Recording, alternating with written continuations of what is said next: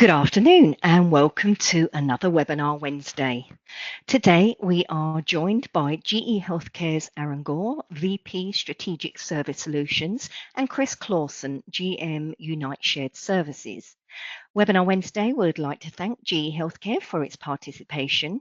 GE Healthcare is a leading global medical technology, pharmaceutical diagnostics and digital solutions innovator. So for more information, please visit gehealthcare.com. Okay, today's webinar, as usual, is eligible for 1 CE credit from the ACI, and you can obtain your CE certificate by completing the post-webinar survey, which will be emailed 1 hour after the completion of today's webinar. You must complete the survey to receive your 1 CE credit, and you'll be able to download the certificate directly from your computer once the survey is submitted. If you have any questions, you can reach us at webinar@mdpublishing.com. Just a quick reminder to please join us for our HTM Mixer Northwest, which is being held at the Hyatt Regency Bellevue Hotel in Seattle, Washington, and that's July the 31st and August the 1st.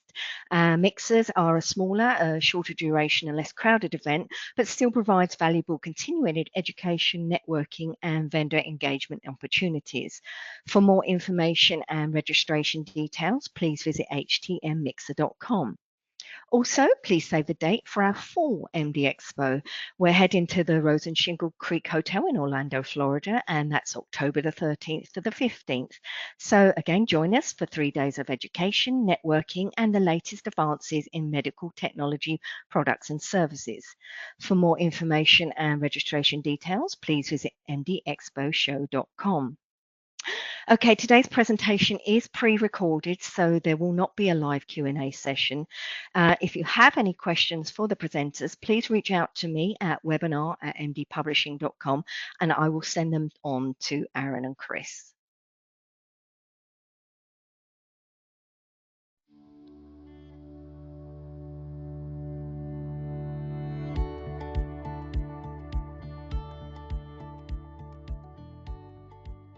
Hi, and welcome. My name is Brianna Clemens. I'm in Services Marketing at GE Healthcare, and I'll be moderating today's discussion. I'm joined today by Aaron Goryl, the Vice President of Service Strategy and Growth, and Chris Clawson, General Manager of Unite In-House Support Services. Welcome to the both of you. We're talking about how healthcare organizations can move from reactive service models to ones that are built for resistance, where teams are prepared and not just responsive. We know many of you in the audience are dealing with these challenges on a day-to-day basis. In this session, we're going to cover a number of topics, from workforce shortages to lifecycle management through data and alignment. Aaron, what's fundamentally changed about expectations for service teams? Well, thank you, Bree. Let me start with this, that, over my 26 years at GE Healthcare and certainly over the past 12 years of focusing on building our HTM support strategies, one thing is absolutely certain, and that is change is constant, right? But today, what we observe and see in the marketplace is that the pace of this change absolutely seems to be accelerating. And over the past month, I've had the opportunity to meet with several HTM leaders from across the country, discussing the challenges they're facing, the particular needs of their programs, their priorities, and also the strategies that they're developing to address change that they're facing today, and also those strategies that will help carry them over the next 3 to 5 years. And though many of the market dynamics that have really steered our prioritization of investment and have steered our strategies have remained largely consistent, there has been change within them. And I believe that most here would agree that no one change is singularly driving the market on its own, but it's really the combination of them that is creating the pressure. To address your question very specifically, I would say what's changed is how and to what extent these service programs help support true care delivery. It's no longer about maintaining equipment. It's about helping ensure that clinical operations aren't being disrupted. That means uptime, system and IT integration, true life cycle management, reliability of the equipment are all part of the expectations now. And at the same time, that expectation is expanding across the entire health system. And as health systems have expanded and you see the acquisition and merger, this means over larger multiple hospitals, over outpatient sites, over ambulatory settings. So teams are supporting a much broader footprint. You couple that with the continued proliferation of assets and even larger teams, it creates quite a challenge. And all this is happening, by the way, right, while resources are constrained, whether that's staffing, whether that's time, whether that's expertise or brain drain or even budget, the resources are being constrained. So the combination of that is what's really driving portions of the shift that we're seeing today. Many of those we're going to delve into during our session together. And Chris, what are your thoughts on what's driving this shift?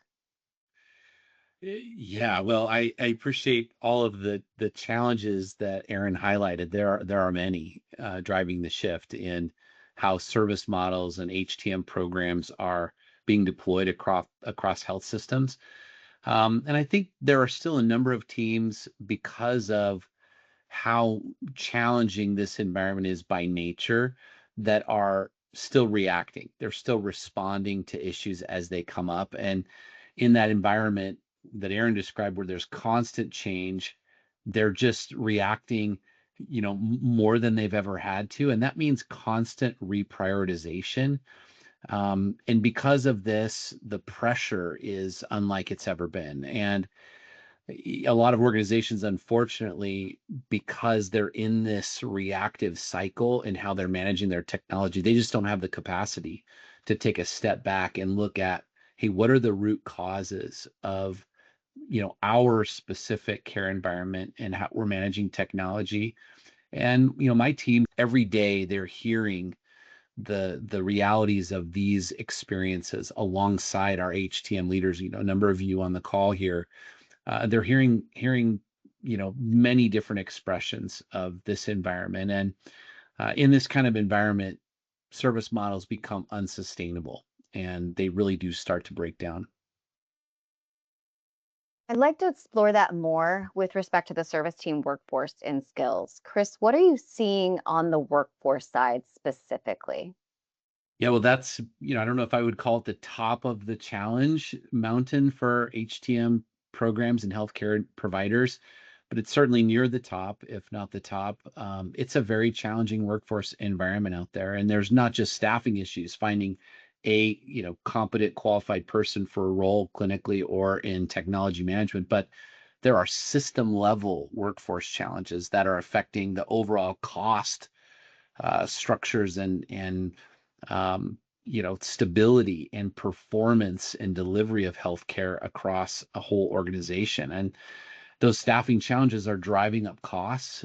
They're draining the workforce that is there. I think some of the statistics I've heard recently, labor, I think now makes up approximately 60% of a hospital's budget. And that's a significant increase over recent years for many reasons we could talk about. And not only that, those cost pressures, but at the same time, that workforce that's become more expensive has also become less stable.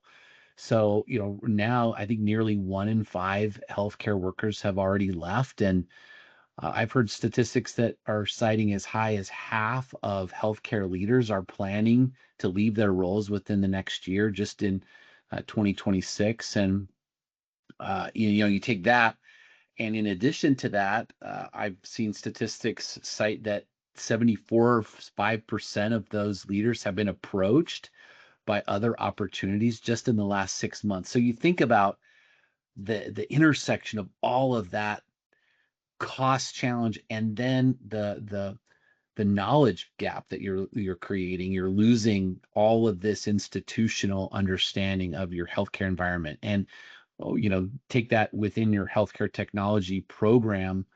It's not just a hiring challenge. I mean, it really is total disruption to your workforce, and you've got real retention issues. So You think about if you just focus in on the HTM environment, you have real capability gaps, and you've got fewer experienced professionals with less institutional knowledge and an unevenly distributed workforce. Aaron talked about mergers and acquisitions. A lot of uh, you know, healthcare providers have merged very disparate service models and larger geographical challenges. And so now you take those less experience, less institutional knowledge, and disparate cultures, disparate service models, and you try to blend those together in this environment. And oh, by the way, as Aaron mentioned, expectations are increasing for those HTM programs. So they're a real challenge. I mean, that's just a lot more pressure on a smaller number of experienced healthcare technology management workers and professionals. And, it makes maintaining that technology performance much more difficult to execute.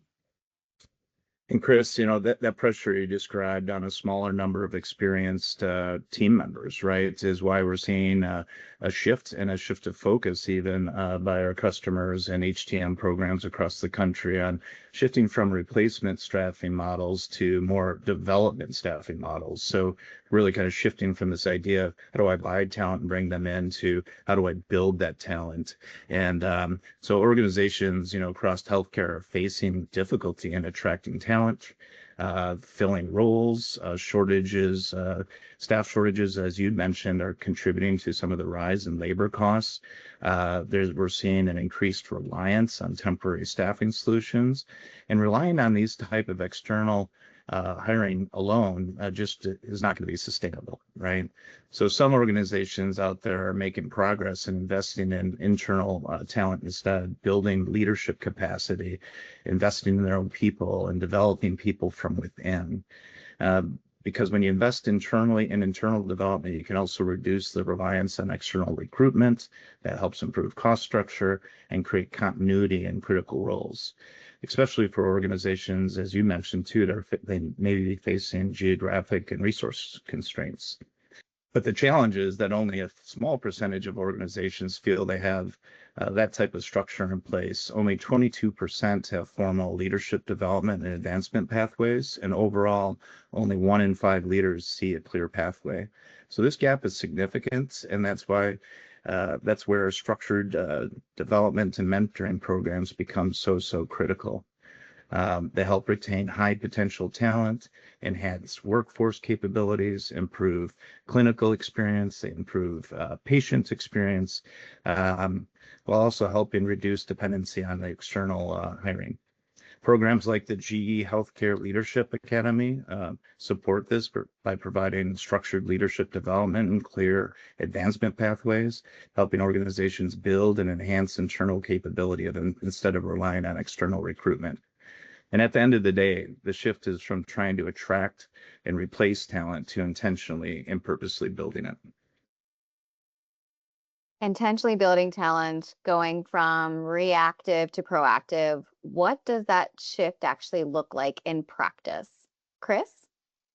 Yeah, well, like Aaron alluded to and talked about, from focusing more on development. It's similar, where you move away from reacting to failures to proactively starting to manage my risk profile. And instead of waiting for things to break and hoping we've got somebody, hoping we can reach out to, or have resource in the moment of need, now we're using data to understand how is my equipment performing, where are issues likely to occur, and how can I plan to intervene before there's a disruption? How can I build my service model and leverage data to get me there before I'm impacting a patient? And that's really the ultimate goal always, is to protect our patient experience. So in a reactive model, you think specifically something like a tube failure or an x-ray chain failure that can take 2 or 3 days to resolve. And you think about what disruption in a care environment where that CT may be one of one and doesn't have redundancy, and then you are diverting patients, and now you're impacting somebody who's coming in for, a critical scan, or, now you've got, your backlog that you've been working to reduce, and now that's grown, and now you're rescheduling, and you just think of all of the patient experience, then patient flow, then operational disruptions, and just the compounding. And those of you who've been in that environment and been in those moments, the way that escalates up through the organization to where all parties are, looking at this one event and asking the HTM program, how did this happen? How can we eliminate? And they're following up all the time. And that is an incredibly stressful and disruptive moment. So I think you're seeing a shift, toward how do we get data that can help us plan for and be proactive, so that we're not living in just this nervous anxiety of waiting for the next failure, waiting for the next hard down, critical asset. That's right, Chris. And I would just add to that is what predictive service does is it changed how those service events are being managed, right? And as you described, instead of waiting for that failure, teams can now anticipate it, right? They can take action earlier, they can prepare, they can plan, they can schedule, right? So it's least disruptive to the patient environment and to the schedules of the department.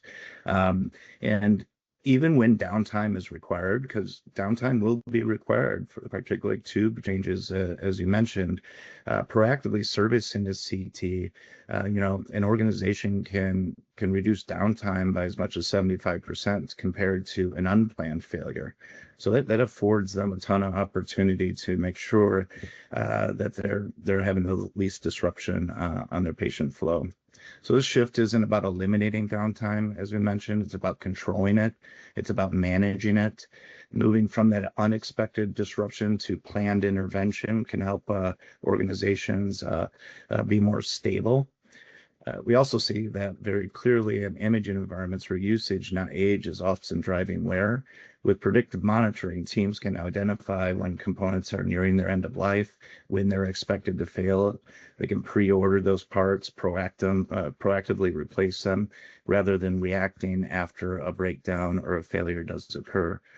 Solutions like GE Healthcare's TubeWatch and broader predictive service platforms support that, giving teams that visibility into those potential failures so they can act in advance.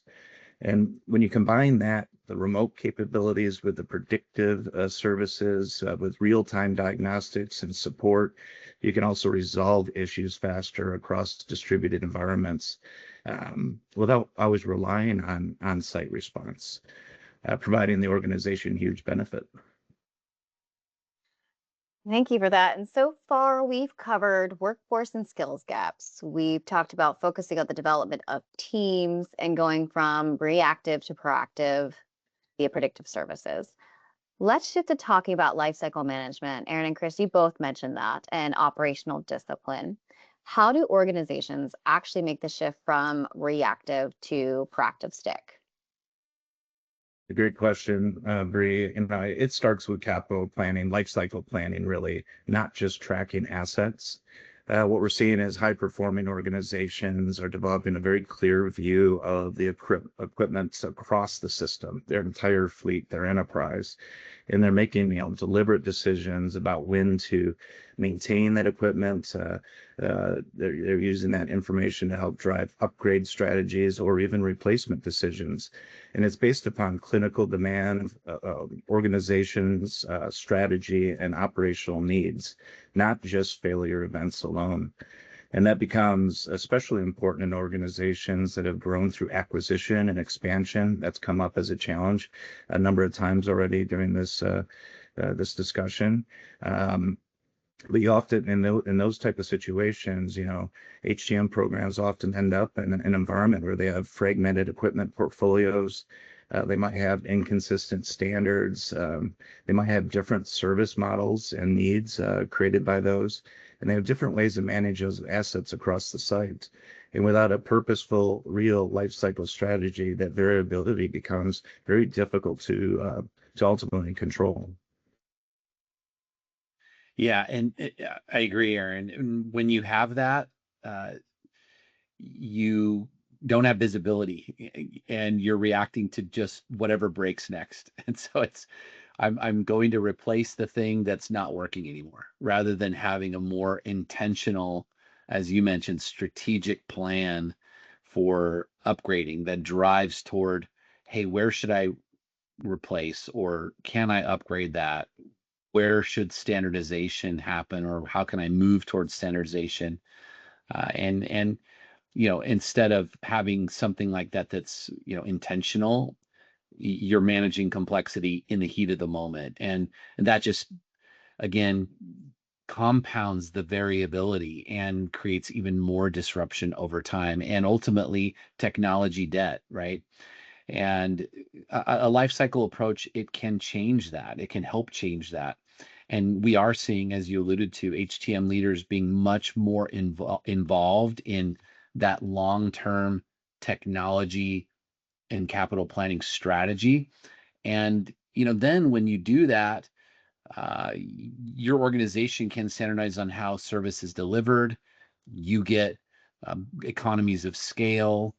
You're planning upgrades proactively. You're aligning technology decisions with what actually matters, which is your patient priorities.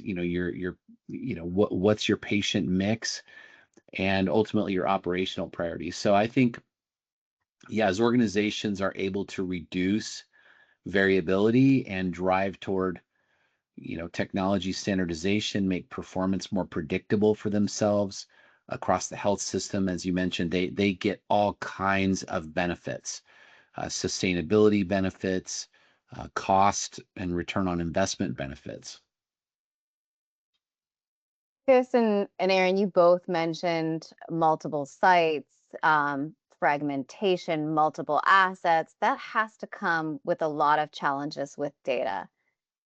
What's the biggest challenge when it comes to data? Oh my gosh, there's so many big challenges with data. Well, it's widely known that healthcare does not suffer from a lack of data, right? We've got so much of it. The challenge really is, uh, can we use it? Are we using it? And do we have the complete picture of what the data that we have can provide us potentially, whether that's service activity, whether that's around how the asset is performing, where there is clinical demand, and all kinds of other specific data points. um, I think that's the challenge. Can I see that whole picture to help me make a better decision, rather than just a partial context that might be driven by my specific role in a specific department, doing a specific thing or having a specific responsibility that I'm measured to? And that creates a lot of noise. It creates a lot of political, you know, jostling for, elevating, a particular department's priority, or replacement, strategy. And so again, teams get driven back to responding to what's urgent in the moment, instead of actually driving, from the root causes and understanding root causes. And I think we can see, I have seen, we've seen organizations that have become much better with integrating their data. And when they can connect those signals and look at, a wider lens of patterns, like reoccurring failure, chronic areas of backlog, which assets are, experiencing bottlenecks when it comes to patient throughput and flow. When they can utilize that, they actually can move out of a reactive, just addressing symptoms, to actually understanding root causes and using data to have a well-founded, well-supported strategy from, whatever lens, whether it's technology replacement or even just day-to-day workforce optimization and management. There's a lot of different outcomes that flow from connecting those disparate data points across the organization. Chris, you mentioned, it's that move from reacting to the symptoms to truly understanding the root cause. And that's really the difference between having data, right? And then having usable insights. And to your point, we see HTM programs, and they have data. They've got a ton of data. It's really how do you utilize that package and understand it so you can get to the insights and understand what actions to take. Because data in itself, it should help answer specific questions. Where is that disruption occurring from, right? So where is that concentrated? What actions can I take that will actually reduce that pressure over time? Then ultimately, utilizing Pareto and other tools, you can prioritize the actions that you need to take. And then ultimately, you need the data to also understand if you're having a positive impact based upon, due to the actions that you're taking, because you could be going the wrong way. And ultimately, so data's got to serve a specific purpose, and that's to answer those specific questions. I think it's also important to recognize that data also doesn't make decisions, right? The leaders do, the people do at the end of the day. And in making those decisions, you have to weigh multiple things. And one is, what are the clinical priorities of the organization? What are the needs of the community? What are the organizational strategies? How are those aligned? What's the timing of the outcome I need to drive? And ultimately, what risks and trade-offs have to be made in order to accomplish and reduce those pressures over time? So the role of data ultimately is to make those decisions more informed, to make those decisions more consistent, and not ultimately to replace judgment, because the judgment's got to be there and it's got to align to those organizational priorities. And if all that works together, and the teams are aligned in the same view, you can really see movements, right? So you need your service teams, you need your clinical, your operational teams, all looking at the same data, and when they're not, you can often end up in a spot where you're still remain in this reactive mode, and you can get there very quickly, and you can feel like you're stalled, and those disconnects become very apparent. But when it is aligned, you can see that impact pretty clearly. It means you're making decisions faster, you're identifying issues earlier, you get fewer disruptions, and that really does, at the end of the day, help turn just visibility into true performance and improvement. Thank you, Aaron. And that really does explain how many companies can go from reactive to proactive, many of the topics that you guys covered up today. So to wrap up, what is one key takeaway from each of you? Aaron? Yeah. So Bree, in your opening, you mentioned the word resilience, and it's come up. Sustainability is also a word that we've used today. But resilience isn't about reacting faster. It's about operating differently and preparing yourself. And truly, how do you manage your life cycle? How do you build the capabilities that we discussed? How do you prioritize the work? Determines whether you're in control or not, right? Or are you going to remain in an environment where you're constantly responding, where you're constantly reacting? So I think it's about operating differently and driving change with the teams in a purposeful way. And Chris?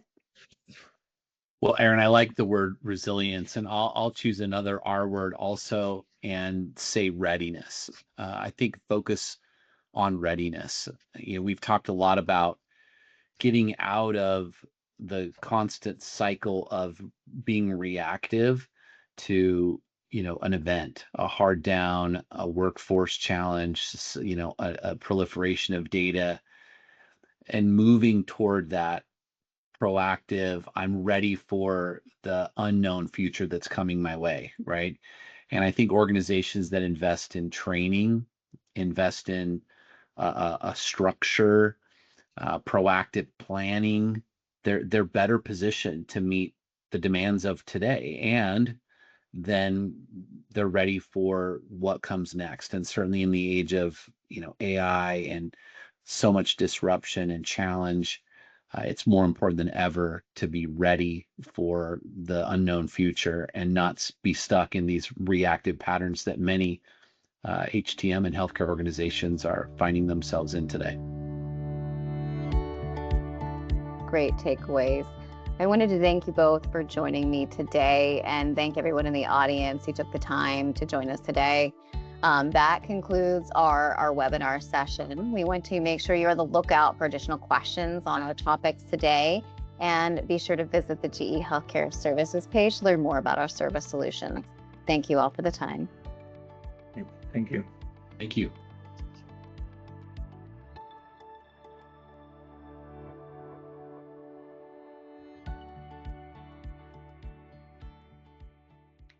Okay, thank you so much to the GE Healthcare team for a great and informative presentation.